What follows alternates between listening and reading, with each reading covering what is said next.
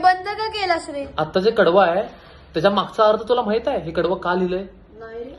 तर 1972 साली महाराष्ट्रामध्ये भीषण दुष्काळ पडला होता. अक्षरशः उपासमारीची वेळ आली होती. मग लोक काय खात होते? तर सुकडी नावाचा लाल गहू भारतानं आयात केला होता. तो गहू अमेरिकेमध्ये जनावरांना खायला घालायचे. आणि आपण गणपती बाप्पांना तर तांदळाच्या मोदकाचा निवेद दाखवतोय. तर या गाण्यातून आपण गणपती बाप्पांना असं सांगतोय की तुला मी तांदळाच्या मोदकाचा निवेद आज दाखवू शकत नाही.